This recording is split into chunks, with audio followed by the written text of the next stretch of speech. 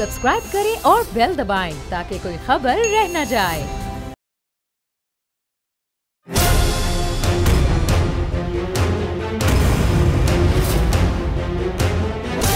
From the Islamabad studios of Bold Network, it's time for Jameel Farooqi on National Debate.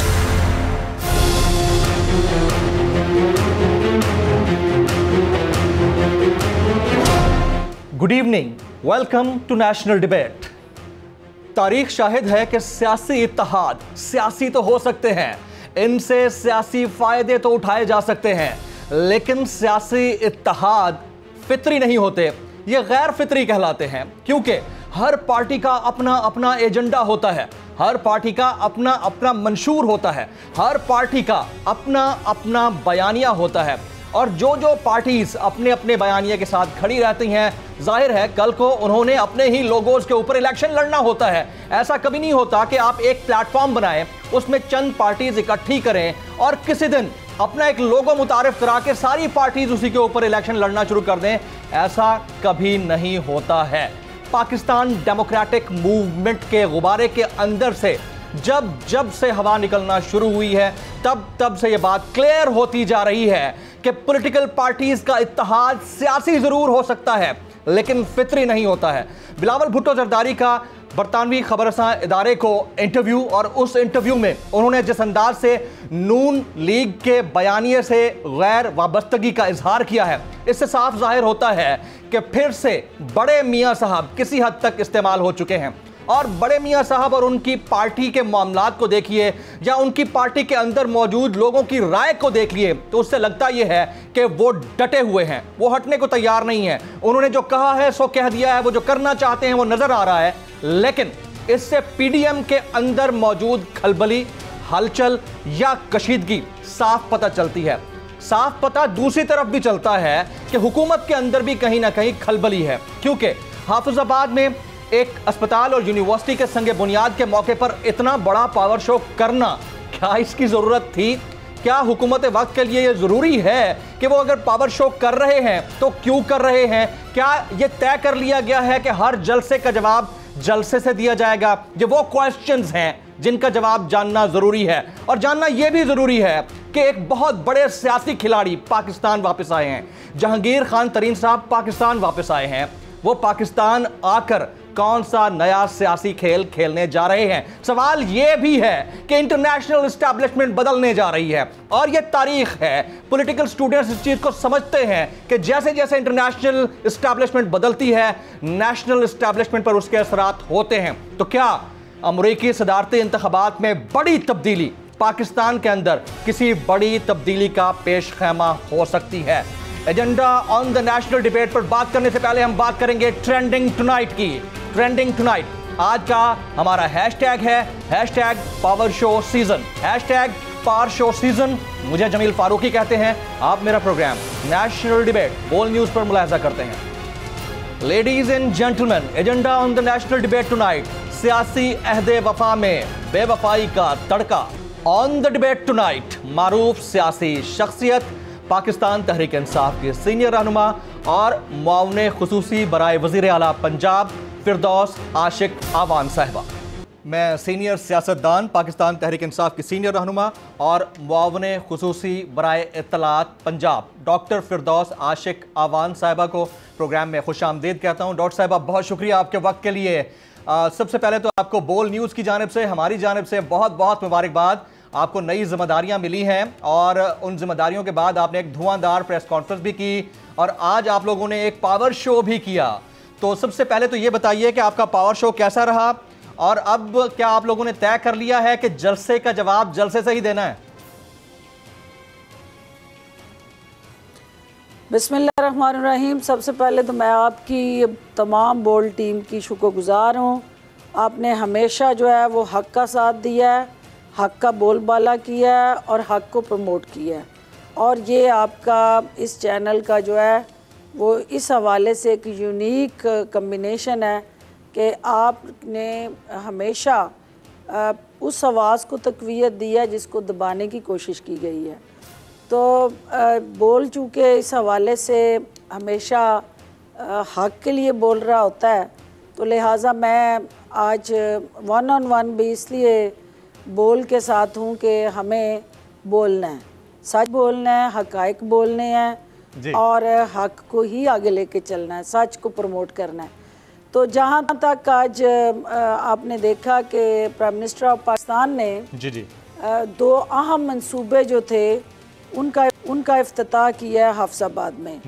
और ये मंसूबे जो थे जिस डिस्ट्रिक्ट में जाके उन्होंने इसका इफ्तिताह किया, ये सबसे आबादी के लिहाज से उस रेशो को देखें तो ये कम आबादी वाला डिस्ट्रिक्ट था। और अगर सहूलतों को देखें तो ये नज़रअंदाज और पसमानदा डिस्ट्रिक्ट है। और गुजरांवाला डिवीज़न के अंदर होते हुए लाहौर से चंद घंटे के फासले पे होते हुए भी जहाँ से इस डिस्ट्रिक्ट से हेल्थ मिनिस्टर भी 5 साल इक़्तिदार के मज़े लूटती रही हैं, इस डिस्ट्रिक्ट के मकीनों को क्वालिटी हेल्थ सर्विसेज ना मिल सकी और आज तक इस डिस्ट्रिक्ट के अंदर एक THQ हॉस्पिटल ना बन सका। और आज वज़ीर आज़म पाकिस्तान ने उस्मान बुज़दार साहब की विजन को रियलिटी में ट्रांसफॉर्म किया है। और जो पाकिस्तान तहरीक इंसाफ का वादा था आवाम से कि हम आपको क्वालिटी हेल्थ और एजुकेशन देंगे, तो आज दोनों का at a time prime minister ने संगे बुनियाद रख के अपने मंशूर को तक़वियत दी और उस ख्वाब की ताबीर देने के लिए उस्मान बुज़दार साहब ने सहूलतकारी की as a chief minister of Pakistan, chief minister of Punjab और वज़ीर आज़म पाकिस्तान, दोनों का एक जो पसमानदा इलाकों को तरक्की याफ्ता इलाकों के बराबर सहूलतें देने का जो ख्वाब है और जो सोच है और जो विजन है, उसको इस आज के इनिशिएटिव ने तक़वियत दी है। और जहाँ तक आपने देखा कि वज़ीर आज़म जलसा जो पब्लिक शो था, बेसिकली ये पब्लिक शो हमारी हुकूमती डिमांड या इमा पे नहीं था। इशू ऐसा था कि पूरे पंजाब के अंदर प्राइम मिनिस्टर ऑफ पाकिस्तान ने हुकूमत पंजाब को ये हदायत दी है कि आप हेल्थ केयर कार्ड जो है उसको क्रॉस दी प्रोविंस उसकी फ्राहमी को यकीनी बनाएं। और आज वज़ीर आला पंजाब ने ये हाफ ऑफ दी टारगेट जो है वो इस जून में और फिर बाकी नेक्स्ट जून 2021 का जो है उस तक पूरे पंजाब को हेल्थ केयर कवर देने का जो ऐलान किया है, ये एक पंजाब सेहतमंद पंजाब की तरफ एक अहम कदम है। ठीक है। और कोरोना के जो विक्टिम्स हैं, जी डॉक्टर साहब, जो कोरोना ने जिन फैमिलीज को टारगेट किया है, ये हेल्थ कार्ड उन तक जब पहुंचेगा तो अल्टीमेटली ये एक हेल्थ केयर रेवोल्यूशन है जिसका आज पंजाब से आगाज हुआ है। और प्राइम मिनिस्टर साहब उस कैंपेन को, उस इनकलाबी प्रोग्राम को आज लॉन्च करने आए थे। अच्छा डॉक्टर साहब, आपके जो इस वक्त हैं वो ये फरमा रहे हैं कि आप लोगों के जलसे में जिन लोगों ने शिरकत की है वो आप लोगों ने बड़ी मुश्किल से लाने की कोशिश की है और वो विलिंग नहीं थे। ये आपके सियासी मुखालफिन यानी PDM के मुख्तलिफ रहनुमा हैं जो कह रहे हैं, उनको आप किस अंदाज से जवाब देंगी इस प्लेटफॉर्म से डॉक्टर साहब? देखें, ये कोई GT रोड का शो नहीं था, कोई बिरयानी के डब्बों पे लाए गए किराए के दिहाड़ीदार लोग नहीं थे। ठीक। ये एक रूरल एरिया के अंदर, पसमानदा ज़िले के अंदर, ख़ास तौर पे उस ज़िले के अंदर जहाँ काश्तकार बसता है, किसान बसता है, मेहनत कश दहकान बसता है, उस के लिए जो वर्किंग डे था, छुट्टी का दिन नहीं था। जी। और उस वर्किंग डे में भी फसल की बुवाई का वक्त था। तो यूजुअली नून लीग के जलसे या तो रात के अंधेरे में होते हैं या छुट्टी के दिन होते हैं, जिसमें वो बहुत सारे दिहाड़ीदार, लेबरर, फैक्ट्री के मज़दूर, मेहनत कश, उनको इकट्ठा करते हैं। तो ये चूँकि उनका ट्रेंड है, ट्रेडिशन है, उनकी सोच है, तो वो इसलिए वो सोच रहे हैं कि शायद पाकिस्तान तहरीक इंसाफ भी लोगों को इकट्ठा करने में किसी ऐसे हथकंडे को बुरे कार लाएगी। तो नहीं, लोग इमरान खान से मोहब्बत करते हैं, लोग पाकिस्तान में उन्हें अपना मसीहा समझते हैं, और वो ये समझते हैं कि जो घाव इन जमातों ने गरीब अवाम को लगाए हैं, उनके ज़ख्मों पे मरहम का काम सिर्फ इमरान खान कर सकता है और उनको इन दुखों से निकाल सकता है। तो जो आज लोग हमारे जलसे में आए, उनको कोई सरकारी फैसिलिटेशन के बगैर किसी ने कोई बसें नहीं लेके दी, किसी ने किसी को किराए नहीं दिए, किसी ने किसी को ज़बरदस्ती पटवारी के ज़रिए, तहसीलदार के ज़रिए बसें भर के लाने के अहकामात नहीं दिए। ये वो तब्दीली है जिसका आज मुजाहरा था कि लोग अपनी मदद आपके तहत। राइट। अच्छा डॉक्टर साहबा, क्या इस पावर शो में और पाकिस्तान तहरीक इंसाफ के कारकुनान वहाँ पहुँचे हैं? इस पावर शो में क्या काफ लीग के आपके सपोर्टर्स भी शामिल थे? क्योंकि पीडीएम के अंदर जो एक इत्तेहाद में टूट फूट है या दरार है, वो तो वाज़े है बिलावल भुट्टो जरदारी साहब के स्टेटमेंट के बाद, वो तो नजर आ रहा है। और आज अब्दुल कादिर बलोच साहब ने भी कह दिया कि पीडीएम अब टूट रही है और किसी हद तक टूट चुकी है। चलें, वो तो हमने मान लिया। इसी तरह से आपके इत्तेहादी भी आपसे खफा हैं। तो आज के इस पावर शो में काफ लीग के लोग भी शामिल थे या नहीं थे? आप तस्दीक करेंगी, तरदीद करेंगी? देखिए, कोलेशन जो था ये हमारा पंजाब के अंदर और वफाक के अंदर काफ लीग एक अहम इत्तेहादी के तौर पे हमारे साथ ही है और इंशाल्लाह रहेगी। बाकी गिले शिकवे जो है वो तो जमहूरियत का हुस्न है, और गिले हमेशा उसी से होते हैं जिससे कोई तवक्कुआत हो। और चूँकि काफ लीग की इमरान खान साहब से तवक्कुआत है, तो जहाँ कहीं हुकूमती सतह पे कहीं कोताही हुई है या उन्हें नज़रअंदाज किया गया है, तो उसका अज़ाला होगा और उनको मेन स्ट्रीम अपनी हुकूमती अमूर में हिस्सेदार बनाया गया है, इंशाल्लाह बनाया जाएगा। उनके कारकुनान और पीटीआई के कारकुनान का चोली दामन का साथ है, और प्राइम मिनिस्टर जहाँ भी जाते हैं वहाँ इत्तेहादी जो है वो उनको उसी तरह से फैसिलिटेट करते हैं, सपोर्ट करते हैं। तो इनको आप अलग-अलग करके नहीं देख सकते। अच्छा, तो आज़म स्वाति साहब को जलसे में सब हिस्सेदार थे। जी, आज़म स्वाति साहब को जो टास्क दिया गया था मनाने का, वो अभी तक कामयाब आप ये कहना चाह रही हैं कि नहीं हुए हैं? आइंदा आने वाले दिनों में आप लोग मना लेंगे, आप ये कहना चाह रही हैं?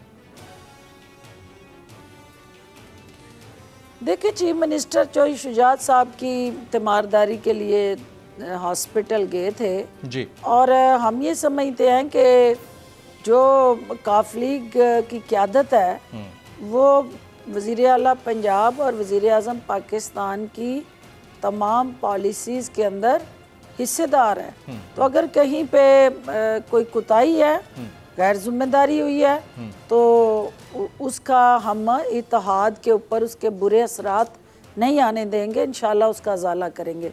दूसरी जो अहम बात आपने कही है वो बड़ी आज की जो ब्रेक थ्रू है, वो कादर बलोच साहब का, सनाउल्लाह ज़हरी साहब का वो बयानिया है जो उन्होंने असल निकाब नवाज शरीफ के जमहूरी जो लेक्चर्स हैं और जो अंदर से आमराना चेहरा है, उससे उन्होंने वो निकाब हटाया है। आज की प्रेस कॉन्फ्रेंस के अंदर कादर बलोच साहब, मैं सबसे पहले आपको सलाम पेश करती हूँ कि आपने 22 करोड़ आवाम के दिल जीते हैं। आपने हकीकी जो सिपाही है, जो पाकिस्तान की नज़रियाती और जोग्राफियाई सरहदों के मुहाफ़िज़ हैं, उनको आपने आज जिस तरह से सपोर्ट किया और उनकी दिल की आवाज़ बने आप, और जो हमारे यूनिफॉर्म में लोग सिपाही बन के, मुहाफ़िज़ बन के हमारी सरहदों पे जाने निछावर कर रहे हैं, आपने उनकी भी लाज रखी है, लेकिन वो लोग जो यूनिफॉर्म में नहीं हैं लेकिन वो 20 कौम के सिपाही हैं, वो 22 करोड़ अवाम जो है उनको भी आपने ये मैसेज दिया है कि जमहूरी सोच, जमहूरी रवैये और जमहूरी अमल जो है वो किस हद तक नवाज शरीफ की ज़ात और इस ख़ानदान में उसका फुकदान रहा है और किस तरह आमराना कल्चर,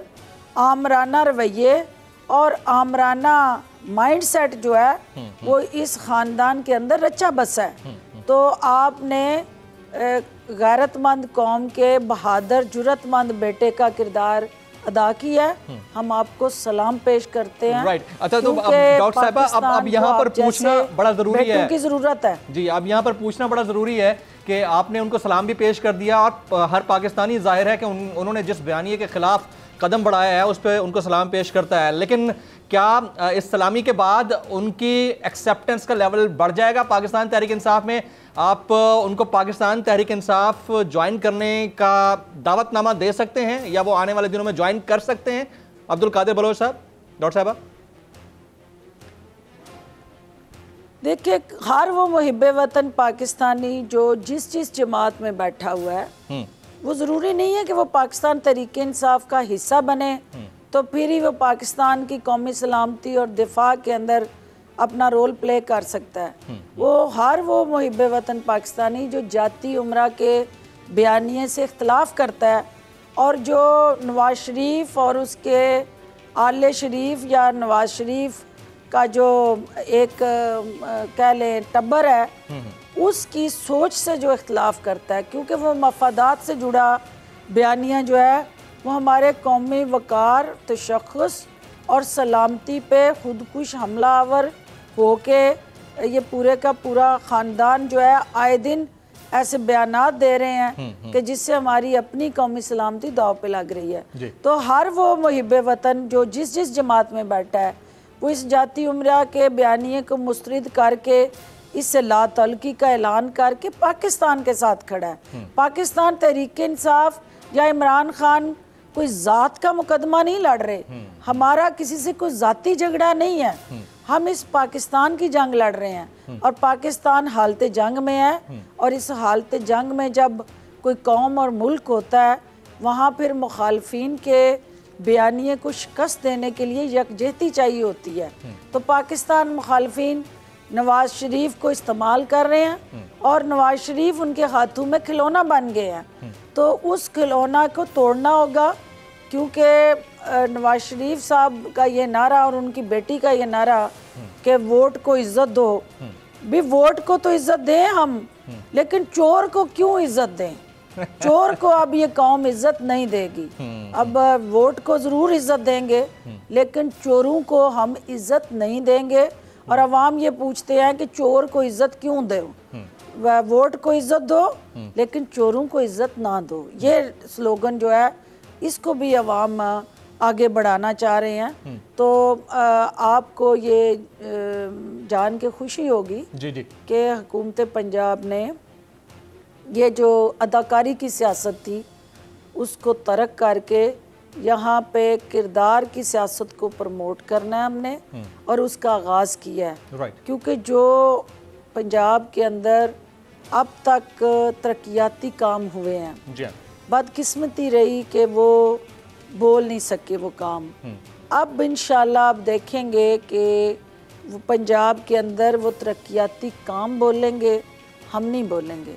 और आपको मीडिया को हम वो तमाम जो रेवोल्यूशनरी स्टेप्स पंजाब के अंदर अवाम की फलाह बहबूद के हवाले से उठाए गए हैं, जो अब फाइलों में दफन है और वो बाहर नहीं निकाले गए, उनको बाहर लाना है। मीडिया की आंख ने निचली सतह पे उस तरक्की को दिखाना है और अवाम को तब्दीली के सफ़र में हिस्सेदार बनाना है। Absolutely right. अच्छा डॉक्टर साहबा, आपकी इजाज़त से मैं यहाँ पर एक ब्रेक लेना चाहूँगा और ब्रेक के बाद जब वापस आएंगे तो डॉक्टर साहबा से ये सवाल करना बनता है, क्योंकि ज़ाहिर है कि एक बड़ी पोजीशन पे वो पहले वफाक के साथ रहीं, अब सुबह पंजाब को देख रही हैं, उनका एतमाद है, वज़ीर आज़म पाकिस्तान को उन पर एतमाद है और इनका वज़ीर आज़म पर एतमाद है, तभी वो इतनी बड़ी पोजीशन पे हैं। तो उनसे पूछना बनता है कि ये जो चोर को इज़्ज़त ना दो की बात है, चलें, वो बात तो अपनी जगह पर है, लेकिन लाया कब जाएगा उनको और उसके लिए क्या इनिशिएटिव्स लिए गए हैं? After this break.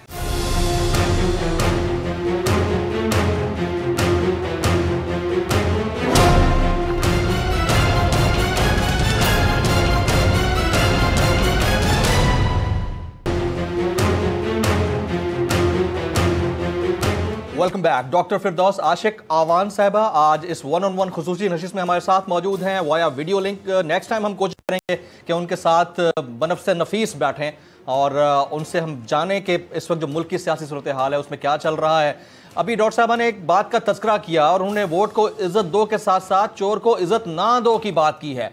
बड़ी अच्छी बात है, लेकिन डॉक्टर साहबा पब्लिक ये पूछती है कि जब बयानिया ये है और हुकूमत इस पर डटी हुई है और आज जिस तरह खान साहब ने भी हाफिजाबाद जलसे में ये कहा कि मैंने इनको छोड़ना नहीं है, तो ये ना छोड़ने वाली बात तो अपनी जगह पर दुरुस्त है, लेकिन वापस कब लाना है ये सोशल मीडिया पर लोग बहुत पूछ रहे हैं। इस पर आप कैसे रिस्पॉन्ड करेंगी डॉक्टर साहबा? देखिए, ये एक मकाराना सियासत जो थी उसका खासा बना कि एक शख्स ने अपने आप को जाली बीमार डिक्लेयर किया और ऐसा ड्रामा किया कि उसने सबकी आंखों में धूल झोंका और उसमें मीडिया के कुछ ग्रुप्स जो हैं और कुछ एलिमेंट हिस्सेदार भी बने उस हाइप को क्रिएट करने में। और एक तासर ये पैदा किया गया कि अगर इसको जाने ना दिया गया तो इसकी जान चली जाएगी।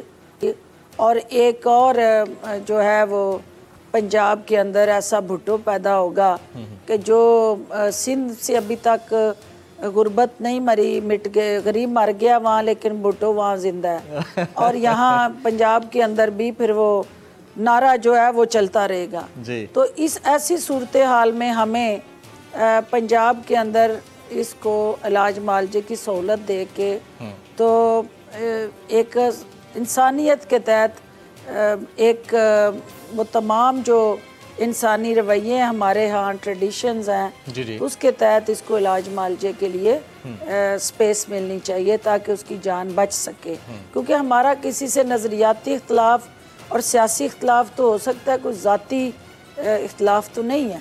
लेकिन जब वो चले गए यहाँ से तो पूरी कौम ने देखा कि वो तो एक टोटली अपोजिट पिक्चर सामने आई कि जिस इलाज के लिए वो गए वो इलाज के लिए किसी हॉस्पिटल में दाखिल होने की बजाय वो तो ऑक्सफोर्ड स्ट्रीट की गलियां नापने पे लग गए और वो कैफ़ेज़ में गपशप सेशन और पाकिस्तान मुखालिफ लॉबीज़ के अलाकार बन गए।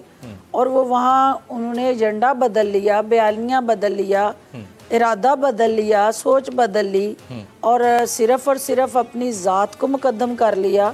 और वहाँ से जो फिर उन्होंने नेटवर्किंग शुरू की और वो एक पूरे का पूरा जो अहलो याल और जंजाल पूरा वहाँ पहले से मौजूद था उसको उन्होंने और ज़्यादा छतरी दे के मजबूत कर दिया। तो ये जो कानूनी हमारी गैप्स थे क्योंकि यूके के साथ जो हमारे एग्रीमेंट्स और जो मुआहदे हैं उसमें कुछ कमियां थी और जिनको फुलफिल करने की ज़रूरत थी, जो पैरेलल हम साथ साथ कर रहे हैं और वो ट्रीटीज़ जो हैं उनको भी साइन करके आगे चलाना है। लेकिन कुछ इंटरनेशनल ऑब्लिगेशंस हैं जो कंट्री टू कंट्री, आपको पता है कि एक मुल्क का दूसरे मुल्क के साथ जो फॉरेन लेवल पे हमारे एग्रीमेंट्स हैं, अगर उनमें कोई कमी बेशी है तो फिर उनको फोर्सफुली आप जब तक वो लीगल लैकुनास एड्रेस नहीं होते आप आगे नहीं बढ़ सकते। तो वो एक प्रोसेस चल रहा है और अनकरीब उस हवाले से कुछ पेशरफ्त होगी। राइट। अच्छा, इस हवाले से फवाद चौधरी साहब ने एक बयान दिया था कुछ दिन पहले। उन्होंने कहा था कि 15 जैन 2021 से पहले मियां नवाज शरीफ साहब को पाकिस्तान ले आया जाएगा। और जिस अंदाज से वो बबांगे दोहल हमारे रियासती इदारों के खिलाफ बाकायदा अपने जलसों में डिजिटल खुदकुश हमले करते रहे वो हमारे सामने रहा है। तो क्या जो फवाद चौधरी साहब ने बयान दिया है 15 जनवरी का, आप इसको सेकंड करेंगी कि उन्होंने जो बात की है दुरुस्त की है डॉक्टर साहबा? फवाद चौधरी साहब पे जो गैबी इल्म नाज़िल होता है वो चूँकि मेरे पास वो सहूलत दस्तयाब नहीं है, तो इसलिए मैं कोई ऐसी डेट नहीं दे सकती। हाँ, ये ज़रूर कह सकती हूँ कि जितनी जल्दी मुमकिन हुआ वो उन्हें वापस लाया जाएगा। राइट। जहांगीर खान तरीन साहब बड़े ड्रामाई अंदाज महीने के बाद पाकिस्तान वापस लौटे हैं, तो ये किसी प्लान के तहत है, किसी मंसूबाबंदी के तहत है, या इत्तफाकिया है कि वो वापस आ गए हैं? क्योंकि बड़ी चेंजेस इंटरनेशनली हम देख रहे हैं, इंटरनेशनल एस्टेब्लिशमेंट में, अमेरिकन जो प्रेसिडेंशियल पोल्स थे उसमें हमने बड़ी चेंजेस देखी हैं। तो क्या ये उसके नतायज हैं या वो बस इत्तफाकिया तौर पर उनको आना था तो वो आ गए? आपके पास क्या इतलात हैं डॉक्टर साहबा? देखिए, मेरा ख्याल है कि ये जो एक रेगुलर प्रोसीजर है, इससे पहले भी वो जाते रहे हैं और अपने इलाज के लिए गए थे और अपना इलाज करा के वो वापस आए हैं। जी। तो कोई लीगल प्रोसीडिंग उनके खिलाफ एज सच इनिशिएट नहीं थी, अगर मेरे हुई तो मेरे नोटिस में नहीं है। तो ये एक पाकिस्तानी हर एक इंडिपेंडेंट का हक है, अगर वो कहीं मतलूब नहीं, किसी अदालत को कोई उन पे क्रिमिनल केस नहीं या उनकी कहीं पे किसी केस में नामजदगी नहीं, तो फिर उनको आज़ादाना आने जाने पे तो कोई पाबंदी नहीं। और अगर वो आए हैं तो मेरा ख्याल है कि जो भी इंक्वायरीज या क्वायरीज कोई उनसे रिलेटेड हैं तो उन्हें उसका जवाब देना है, और अगर उन्होंने देना ना होता जवाब तो उन्हें पाकिस्तान नहीं आना था। तो ये भी एक मैसेज है नून लीग के उन मफरूरों के लिए, और ख़ास तौर पे मियाँ मफरूर के लिए, क्योंकि नवाज शरीफ की बजाय उनको मियाँ मफरूर कहें आप तो बेहतर है, क्योंकि मियाँ मफरूर अब उनके लिए मैसेज है कि अगर आप का दामन दागदार ना हो और आपको यकीन हो कि आपने कुछ गलत नहीं किया, तो फिर मुल्क वापस आने से आपको हिचकिचाना नहीं चाहिए, आना चाहिए, कानून का सामना करना चाहिए और अदालतों में अपने आप को पेश करके अगर आप बेगुनाह हैं तो क्लीन चिट लें, और अगर गुनाहगार हैं तो आपको फिर जेल की सुलाहें तलब कर रही हैं, आपको आना चाहिए। राइट। अच्छा, अब सियासी अहदे वफा में और ये तो सर्टिफाइड, आपको पता है कि ये मुस्तनद सर्टिफाइड चोर है, अदालत ने इनके कन्विक्टेड है, ऊपर स्टैंप लगा के इनको सजा दी थी ना। राइट, बिल्कुल ठीक है। अच्छा, अब सियासी अहदे वफा में मुजरम नहीं है। हाँ जी, सियासी अहदे वफा में एक बेवफाई का चैप्टर शुरू हो गया है।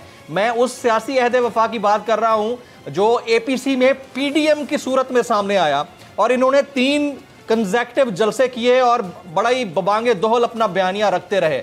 अब उसमें बेवफाई का चैप्टर शुरू हो गया है और एक पार्टी का चेयरमैन बड़ा शॉक्ड दिखाई देता है। ये पीडीएम के साथ हुआ क्या है? क्या आप लोगों को पता था कि ये जो इत्तेहाद बना है इसके गुब्बारे में से हवा बस इतनी जल्द ही निकल जानी है? डॉक्टर साहबा,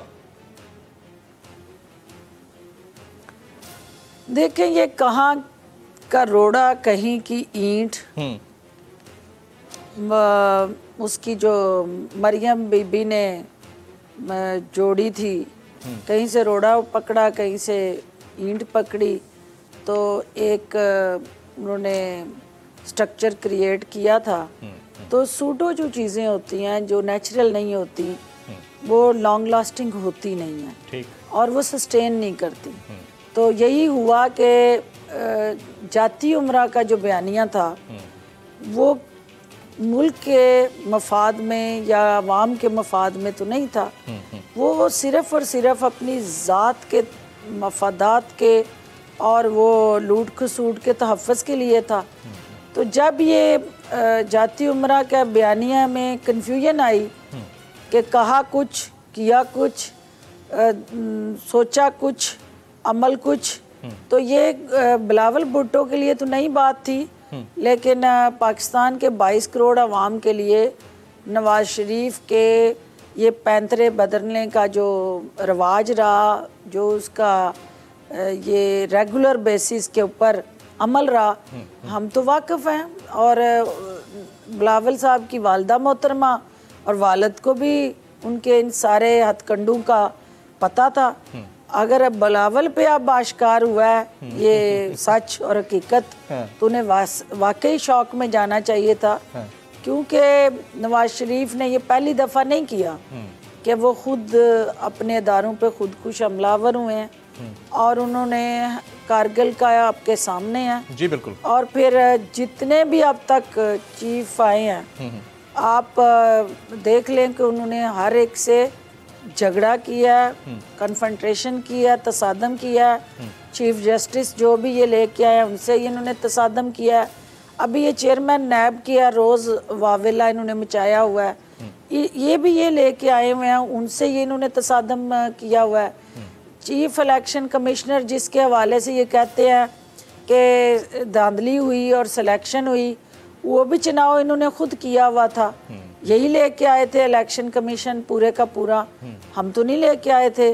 जिस केयर टेकर गवर्नमेंट के ज़रिए ये इलेक्शन हुआ वो भी ये लेके आए थे। तो ये जहाँ ये जलसा हो रहा था उस दिन गुजरांवाला में, ये पूरी सेंट्रल पंजाब की बेल्ट जो है वो नून लीग ने जीती है, तो वहाँ तो इनसे कोई पूछने वाला नहीं कि जहाँ तुम जीत गए हो वहाँ धांधली नहीं हुई है, वहाँ सिलेक्शन नहीं हुई है, तुम जीतो तो वो फेयर इलेक्शन है, और जहाँ पीटीआई जीती है वहाँ सिलेक्शन है।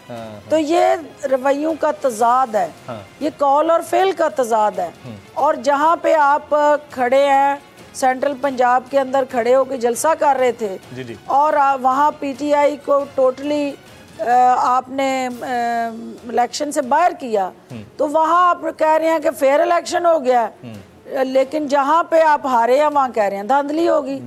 तो ये मीठा मीठा हप और कड़वा कड़वा थू जो है, ये अब इनके अपने मुंह पे थू थू हो रही है, क्योंकि ये बयानिया बाय नहीं हो रहा। अच्छा, अब डॉक्टर साहब मैं आपकी इजाजत से एक मुख्तसर सा ब्रेक लेना चाहूंगा। ख्वातीन हज़रात, यहाँ वक्त हुआ एक ब्रेक का। ब्रेक के बाद जब वापस आएंगे तो डॉक्टर साहबा से ये तो पूछना ही है कि जो दरार पड़ी है, इस दरार की वजूहात क्या हैं और आने वाले दिनों में नेशनल पॉलिटिक्स जा किस तरफ रही है। लेकिन ये भी पूछना है कि अमरीकी सदारती इंतखाबात के बाद एक इंटरनेशनल इस्टेब्लिशमेंट में चेंज का उनसर सामने आ रहा है, और ये तारीख है कि जब भी इंटरनेशनल इस्टेब्लिशमेंट चेंज होती है, नेशनल पे उसके असरात पड़ते हैं। तो क्या उस बड़े चेंज की वजह से पाकिस्तान में कोई बड़ा चेंज आ सकता है या नहीं आ सकता? क्योंकि वो सीनियर सियासतदान है, वो ज़्यादा बेहतर जवाब दे सकती हैं। आफ्टर दिस ब्रेक साथ रहिएगा।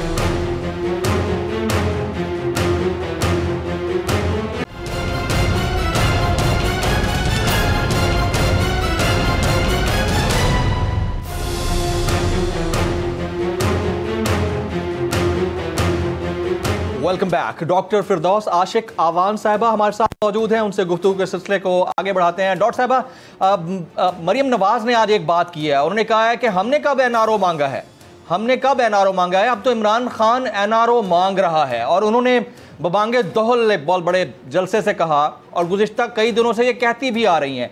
तो ये सीन क्या है दरअसल, कौन किससे एनआरओ मांग रहा है? और अगर हुकूमती हलकों से हम पूछते हैं तो वो कहते हैं कि ये 34 निकाती एनआरओ यानी नैब ऑर्डिनेंस में जो तरामीम का बिल है, उस हवाले से हमसे बारहा बैकडोर राब्ते करते रहे हैं। फैसल जावेद मेरे शो में कह के गए कि शाह महमूद कुरैशी साहब से इन्होंने 2 बार राब्ता किया है, और वो ये कहते हैं कि अब तो खान साहब के एनआरओ लेने का वक्त आ चुका है। तो असल में कौन किससे एनआरओ ले रहा है डॉक्टर साहबा? देखिए, ये हकीकत जो है वो छुप नहीं सकती इस तरह की ड्रामाबाजी से। और मरियम नवाज़ की ये लोगों की आंखों में मिर्चें डालने वाला जो सियासी बयानिया है, उसको अवाम मुस्तरद कर चुके हैं। उसकी वजह क्या है कि आपके सामने चेयरमैन सेनेट का इलेक्शन हुआ, आपके सामने फैटेफ का लेजिस्लेशन हुई, आपके सामने चीफ ऑफ आर्मी स्टाफ की वो उस हवाले से वहाँ पे एक्सटेंशन कानून साजी हुई। जी। और आप मुझे बताएं कि यही नून लीग थी जो आज, यही नवाज शरीफ था जी, जो नाम लेके उन कौमी सलामती के अदारों के जो हेड्स हैं उनको बुरा भला कह रहा है और इल्ज़ाम तलाशियाँ कर रहा है और मुतनाज़ा बना रहा है। तो मुझे ये बताएं कि इनको किसी ने बोरी में बांध के इनकी जमात को पार्लियामेंट में ला के वोट डलवाए थे। उस वक्त इनकी ज़बानें क्यों बंद थी?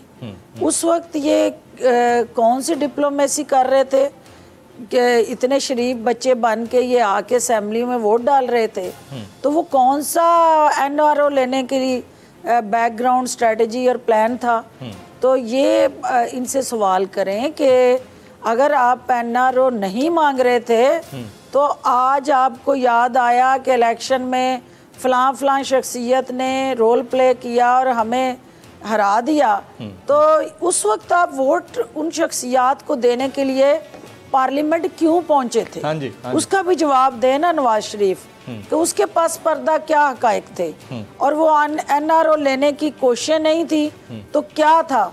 जब आपकी ख्वाहिशें मलियामेट हो गई, दम तोड़ गई और इमरान खान ने आपकी करप्शन पे कोई कंप्रोमाइज नहीं किया, तो फिर आपको याद आया कि इमरान खान सिलेक्टेड है और फिर आपको याद आया कि ये इदारे जो हैं इन्होंने रोल प्ले किया है। तो ये आपके दो चेहरे जो हैं, उसके जो दो रुख हैं और आपके ज़ात के साथ जुड़ा जो कॉल और फेल का तजाद है, अवाम ने देख लिया है, जांच लिया है। इवन आपकी अपनी जमात के अंदर लोगों ने आपके चेहरों से उतरे हुए ये नकाब देख लिए हैं कि आप अपने मफाद के लिए सर गुजरने के लिए तैयार हैं। तो जहां आपके मफाद पे ज़्यादती है वहां आप कहते हैं कि हमें ये पार्लियामेंट नहीं चाहिए, हमें ये जमहूरियत नहीं चाहिए, हमें ये हुकूमत नहीं चाहिए, सिर्फ और सिर्फ मरियम नवाज साहिबा आपको इक़्तिदार चाहिए।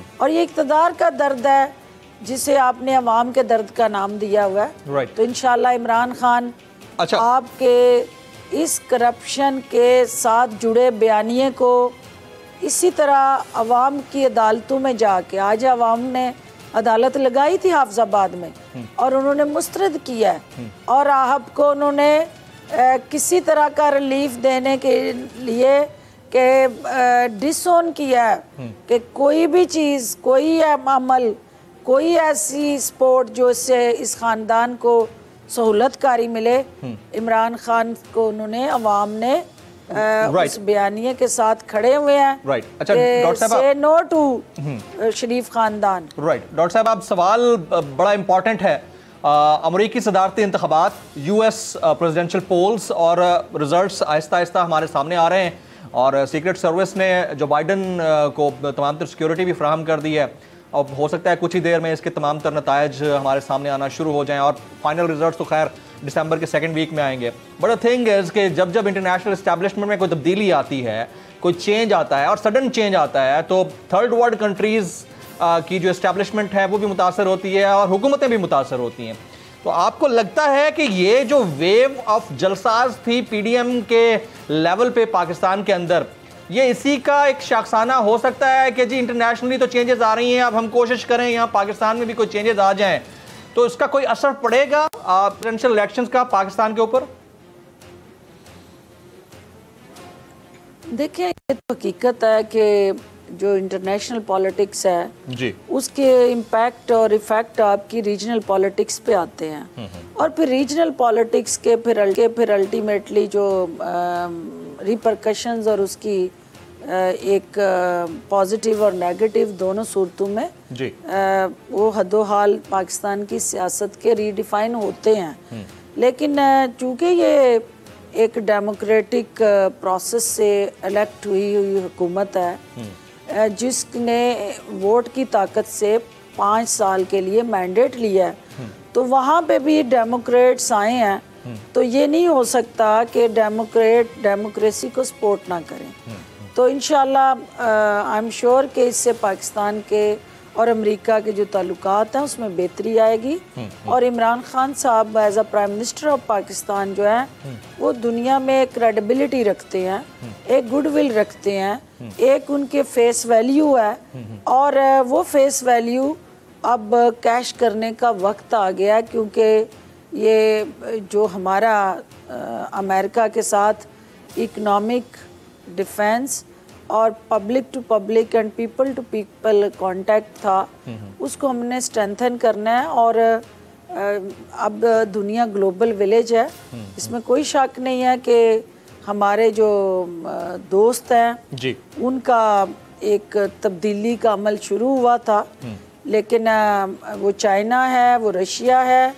हमने अब अपने रीजन की तरफ फोकस करना है और लेकिन इसके साथ साथ पाकिस्तान के जो कौमी मफाद हैं वो हमारे लिए सुप्रीम है, वो हमारे लिए उसकी प्रायोरिटी है।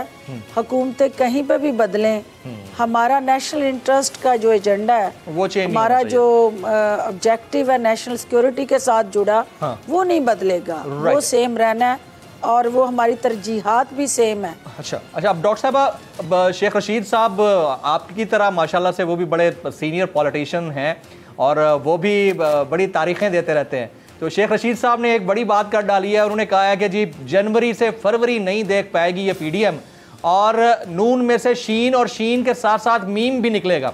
तो जिस तरह का बयानिया अपनाया है मियां नवाज शरीफ साहब ने, वो तो लग रहा है कि पीएमएलएन लंदन और पीएमएलएन पाकिस्तान ये शायद दो अलग फेसेस हमें नजर आए।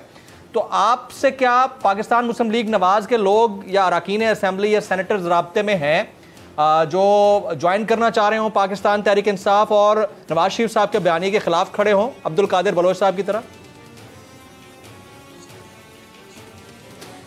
देखिए, नून लीग के किले में जो शगाफ आज कादिर बलोच साहब ने डाला है और ये वो शगाफ है जो इसको ज़मीन बोस करने जा रहा है, क्योंकि जैसा आप जानते हैं कि कोई भी शख्स पाकिस्तान के अंदर रह के जब सियासत करता है तो वो अवाम के जज्बात एहसासात को किसी सूरत भी इग्नोर नहीं कर सकता। तो नवाज शरीफ साहब ने, ये तो हम सुनते रहे कि लोगों ने अपने पाँव पे कुल्हाड़ी मारी, लेकिन इस जाती उमरा के बयानिए को उन्होंने मुतारफ़ करवा के अपना पाँव जो है वो कुल्हाड़ी पे मारा है, बल्कि अपनी गर्दन कुल्हाड़ी पे मार दी है। तो ये उनकी सियासी तौर पे जो है, मैं समझती हूँ कि सियासी सतह पे उनके लिए ये उन्होंने खुदकुशी कर ली है। और ये सियासी खुदकुशी जो है उसको कहते हैं जब आप दाएं बाएं आगे पीछे नज़र दौड़ाएं तो आपके साथ कोई ना हो और आप तन्हा हो। तो आने वाला वक्त जो है वो शरीफ ख़ानदान ख़ुसूसन नवाज शरीफ और मरियम नवाज़ को सियासी तन्हाई की तरफ लेके जा रहा है, क्योंकि ये जो इन्होंने सारे अपने इर्द गिर्द लोग इकट्ठे किए हैं, ये वो लोग हैं जो वक्ती तौर पे सिर्फ़ और सिर्फ नवाज शरीफ की ज़ात के साथ खड़े हैं, लेकिन जो ही वो ज़ात जो है और उसका मफाद जो है वो रेज़ा रेज़ा होता नज़र आएगा, तो ये आहिस्ता आहिस्ता उससे अपने आप को डिसोसिएट करेंगे। और अच्छा डॉक्टर साहब, एक आखिरी सवाल है मेरा, इस बयानिए से अपने आप को डिसोसिएट करना इस बात की निशानदेही करता है। एक आखिरी सवाल है, क्विक कमेंट आपका चाहिए होगा ऑन ए लाइटर नोट, क्योंकि सोशल मीडिया के ऊपर ये बहुत चल रहा है और ये चल रहा है कि जी फयाजुल हसन चौहान साहब गर्मी के वज़ीर इत्तलात थे, फिरदौस आशिक आवान साहिबा सर्दियों की वज़ीर इत्तलात है। अब दुआ करें कि धुंध ना पड़े, वरना कोई अंधाधुंध वज़ीर इत्तलात आ सकता है। तो हमें तो धड़का लगा रहता है कि खान साहब तब्दीली के साथ साथ अपनी जो प्लेयर्स हैं उनकी भी पोजीशन चेंज करते रहते हैं। तो आपके पास क्या इत्तलात है, कोई अगर धुंध में कोई अंधाधुंध वज़ीर तो नहीं आ जाएगा बाद में? देखिए, मैं इमरान खान साहब मेरे लीडर हैं जी जी, और पंजाब की बैटल ग्राउंड में उन्होंने मुझे उतारा है। हाँ। और मेरा चूँकि हल्का पंजाब में है और मैं हल्के की पॉलिटिक्स करती हूँ, तो मैं समझती हूँ कि 80% जो पंजाब के अंदर इलेक्शन लड़ने वाला MNA है या MP है, उसका महवर मरकज़ पंजाब के साथ जुड़ा है सियासी मैदान में। तो मेरे लिए तो ये बेनिफिट है कि मैं पंजाब के अंदर रह के अपने जमात का बयानिया, अपने लीडरशिप की विजन को आगे बढ़ाऊं। बाकी मेरे लीडर के फ़ैसले हैं, वो मुझे कहाँ खिलाते हैं, कहाँ पे मुझे पोजीशन करते हैं। तो जहाँ पे भी पोजीशन करेंगे हमने अवाम, मुल्क और पार्टी के मफाद में काम करना है और इंशाल्लाह करते रहेंगे। Absolutely right. Doctor Firdous Ashiq Awan साहिबा, आपने खुसूसी तौर पर आज बहुत ज़्यादा मसरूफ़ थी, वक्त निकाला, हमारे साथ जुड़ी रही, आपका बहुत बहुत शुक्रिया। हमारी ख्वाहिश होगी कि इंशाल्लाह 1 महीने के बाद आपके साथ बनफ्से नफीस 1-on-1 अगर आप इस्लामाबाद में होंगी तो स्टूडियोज़ में बुलाएंगे या आपके साथ आकर बैठेंगे। अगर लाहौर में हुई तो वहाँ आकर आपके साथ 1-on-1 किया जाएगा। आपने वक्त निकाला, आपका बहुत बहुत शुक्रिया। ख्वातीन हज़रात, नेशनल डिबेट से फिलहाल इतना ही। जमील फारूकी को इजाज़त दीजिएगा।